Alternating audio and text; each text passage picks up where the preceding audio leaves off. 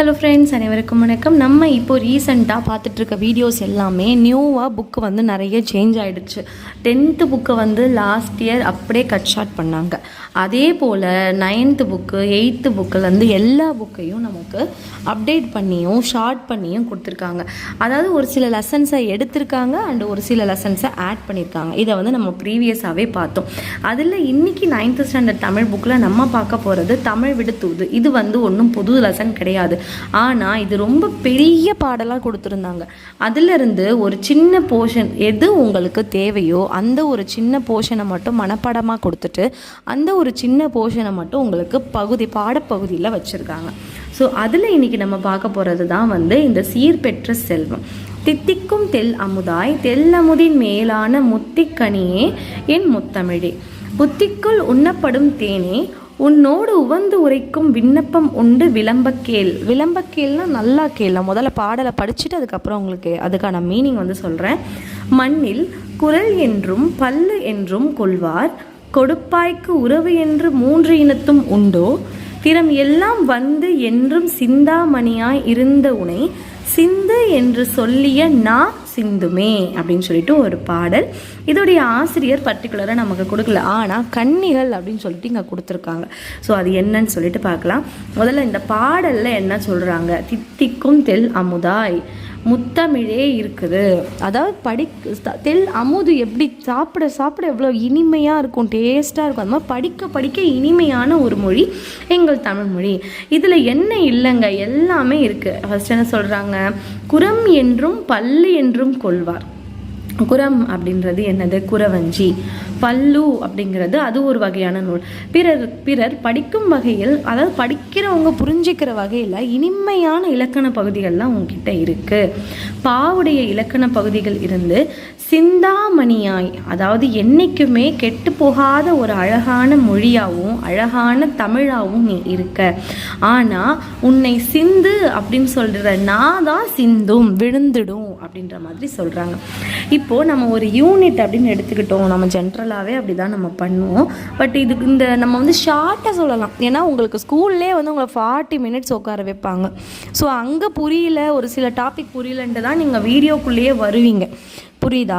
So இந்த வீடியோலையும் நான் 10-15 நிமிஷம் பேசி உங்களை தூங்க வைக்க விரும்பலை. ஸோ ஷார்ட்டாக எக்ஸ்பிளைன் பண்ணுறேன். கன்னி அப்படின்றது, கண்ணினா கண் எடுத்துக்கலாம். எப்படி 2 கண் இருக்கோ அதே போல் நம்ம பூ கட்டும் போது என்ன பண்ணுவாங்கன்னா 2 பூவாக வச்சு கட்டி அடுக்கி கட்டுவாங்க. அது பார்க்குறதுக்கு ஒரு மாலை போல் அழகாக இருக்கும்.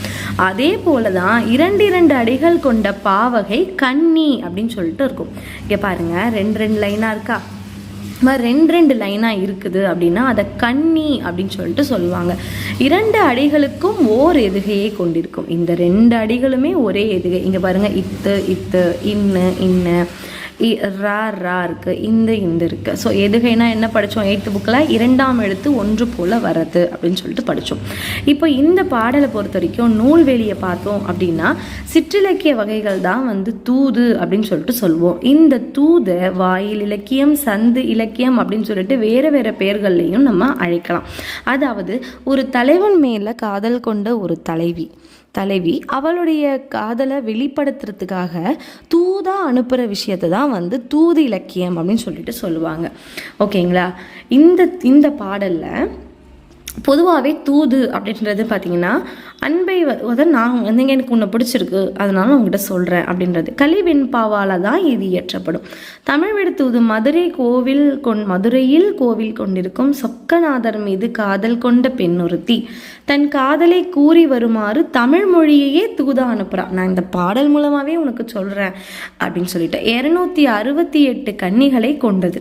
இதே போல் 2 லைனாக 268 கன்னிகள் இருக்குது. இந்த நூலை முதல்ல பதிப்பித்தவர் யார் அப்படின்னா நம்மளுடைய சிறப்பான மனிதர் உவேசா அவர் தான். இதோடைய ஆசிரியர் யார் அப்படின்றது இப்போ வரைக்கும் நமக்கு தெளிவாக தெரியலை, ஏன்னா அங்கே குறிப்பிடலை. ஓகேங்களா? இலக்கணம் அப்படின்னு சொல்லிட்டு பார்த்தோம் அப்படின்னா முத்திக்கனி அப்படின்னு சொல்லிட்டு அந்த கனியே முத்தியாக இருக்குது, முத்திய கனியாக இருக்குது அப்படின்ட்டு. தெல் அமுது, தெல்லிய அமுது அப்படின்ற மாதிரி சொல்லலாம். தெல்லிய, ஆகிய அப்படின்ற உறுப்புகள்லாம் மறைஞ்சு வருது அப்படின்னா அது பண்பு தொகை. சிந்தாமணி, சிந்தா இந்த இடத்துல என்ன ஆயிடுச்சு, ஈற்றெழுத்து கெட்டு ஈறுகெட்ட எதிர்மறை பெயரெச்சமா ஆயிருக்கு. பகுப்பத உறுப்பிலக்கணம் கொள்வார், கொல் ப்ளஸ் இவ் ப்ளஸ் ஆர், கொல் அப்படின்றது பகுதி, இவ் அப்படிங்கிறது எதிர்கால இடைநிலை. இது ஏன் இவ்வுன்றது எதிர்கால இடைநிலை, அதாவது நிகழ்காலத்துக்கு, இறந்த காலத்துக்கு, எதிர்காலத்துக்குன்னு ஒரு குறிப்பிட்ட எதிர்நிலைகள் இடைநிலைகள் இருக்கும். அது இல்லாமல் இந்த ஒரு வார்த்தையை பார்த்தாலே நம்மளால் கண்டுபிடிக்கவும் முடியணும். ஆர் அப்படின்றது பலர் பால் வினைமுற்று விகுதி. இந்த வீடியோ உங்களுக்கு டீட்டெயில்டாக எக்ஸ்பிளைன் பண்ணியிருப்பேன் அப்படின்னு நினைக்கிறேன். இது போதுமா இல்லை இன்னும் கொஞ்சம் எக்ஸ்ப்ளனேஷன் வேணுமா அப்கமிங் வீடியோஸில் அப்படின்றத எனக்கு நீங்கள் கொஞ்சம் கமெண்ட்டில் சொன்னீங்க அப்படின்னா யூஸ்ஃபுல்லாக இருக்கும். தேங்க்யூ ஃபார் வாட்சிங். Tata, bye bye.